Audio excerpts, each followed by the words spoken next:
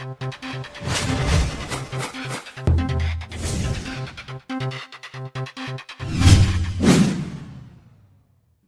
el siglo XIII, Manco Cápac fundó el Imperio Inca. Su civilización se formó como consecuencia de la fusión de tres culturas anteriores: la cultura Tiahuanaco de la región del lago Titicaca, la cultura Nazca de la zona meridional del Perú y la cultura Mochica Michú de la costa septentrional. Inca es una palabra que proviene de la lengua quechua y quiere decir rey o príncipe. Es el nombre que se daba a los soberanos precolombinos de Cusco, que establecieron un vasto imperio en los Andes, muy poco antes de la conquista española, pero el nombre también se aplica a todos los súbditos del imperio inca. Los incas establecieron la última y más desarrollada de las antiguas civilizaciones andinas. Los incas eran grandes conquistadores. Su imperio estaba ubicado en América del Sur. Iba desde el norte de Chile al sur de Colombia, cubriendo los territorios actuales de Bolivia, Perú, Ecuador, hacia el Pacífico. Su territorio se situaba en la parte sobre la cordillera de los Andes. Los incas denominaban a su reino el Tahuantinsuyo, que significa tierra de las cuatro partes. La magia y la religión, basadas en antiquísimas tradiciones, eran componentes fundamentales de su cultura.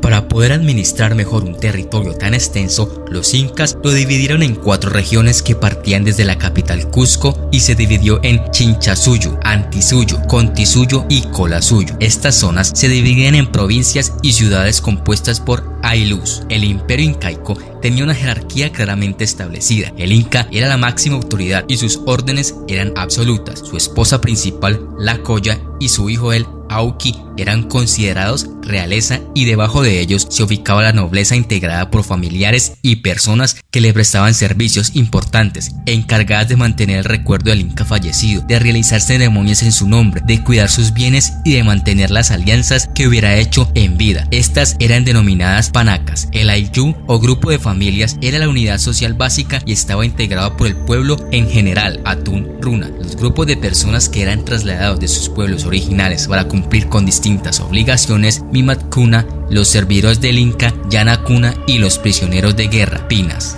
El imperio incaico alcanzó su mayor extensión con Huayna Cápac, hijo de Tupac. Cuando murió, las posesiones de los incas se extendían por la zona sur de la actual Colombia, Ecuador, Perú, Bolivia y parte de Argentina y Chile, y como no dejó sucesor, provocó la división del imperio entre sus hijos y hermanos, lo cual condujo a una guerra civil. Los incas practicaron una agricultura avanzada, pero también fabricaron objetos de cerámica, tejidos y armas, aunque no disponían de caballos ni de vehículos con ruedas ni de un sistema de escritura. Los gobernantes cusqueños pudieron estar en contacto con todos los territorios de su imperio gracias a una compleja red de caminos de piedras. Para los incas, la piedra con la que construían sus edificios tenía gran importancia. La zona cercana a Cusco es donde se encuentran las construcciones más representativas.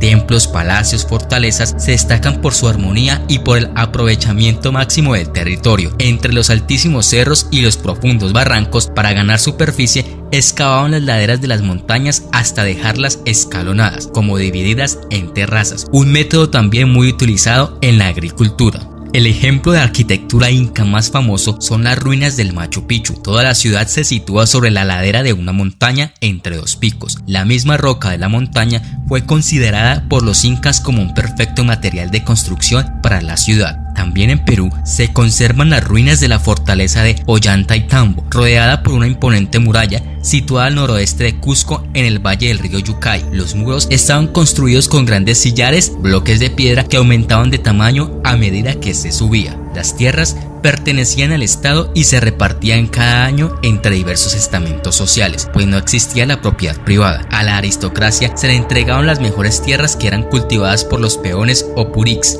La ganadería era también muy importante. Destacaban los rebaños de llamas, alpacas y vicuñas que procuraban carne, leche y lana, y se utilizaban también para el transporte. El comercio no tuvo gran desarrollo pese a la construcción de una extensa red de caminos debido a que se desconocía el uso de la rueda. Los incas no tuvieron un sistema de escritura, sino que dependieron de la tradición oral y de los quipups, unos instrumentos compuestos por cuerdas de distintos colores que mediante nudos codificaban la información necesaria. Los nudos indicaban las unidades de 10, 100, miles y 10 de miles. Los cordones sueltos se sujetaban para que colgaran de un cordón más grueso, para grabar datos como la cosecha y la capacidad de almacenamiento.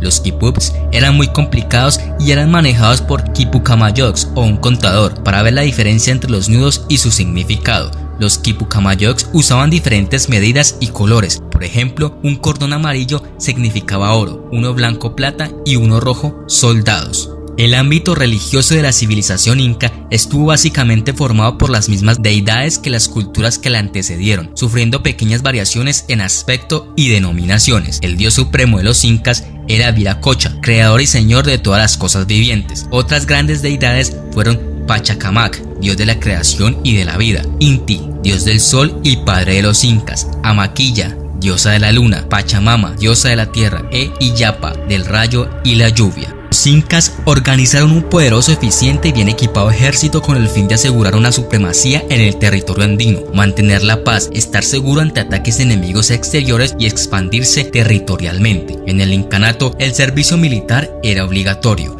La gran expansión del imperio fue posible gracias a la cuidada organización de la fuerza militar. Todo poblador del imperio inca entre 25 y 50 años tenía la obligación de servir en el ejército, pero estaban exceptuados del servicio militar las personas con defectos físicos que les impedían realizar tareas militares. Entre sus armas principales contaban con hondas, mazas con o sin púas, llamadas champi, y boleadoras. Como secundarias usaban el arco y la lanza. Sus armaduras eran únicas de algodón gruesas, corazas hechas de bronce y en algunos casos de plata u oro. Llevaban además escudos de madera en su espalda y otros redondos o rectangulares en la mano. Fabricaban sus yelmos de madera o caña. Cuando Francisco Pizarro y los conquistadores españoles llegaron en 1532, el imperio incaico estaba en pleno auge de crecimiento. A la vez, sin embargo, también se encontraba sumergido en una guerra civil que enfrentaba a Huáscar y Atahualpa por la sucesión al imperio después de la muerte de su padre Huayna Cápac, víctima de la terrible ola de viruela que había azotado al Tahuantinsuyo. Aprovechando el desorden que prevalecía y la ausencia de una estrategia de defensa organizada por parte de los incas, la derrota fue relativamente rápida y fácil. Para 1533, una vez que Atahualpa ya había sido capturado, Pizarro escogió al joven príncipe manco Inca Yupanqui como el nuevo rey del imperio y procedió a tomar el control de Cusco. De esa manera, aun cuando Manco Inca se rebeló e intentó luchar contra la ofensiva de los conquistadores, poco a poco el imperio fue decayendo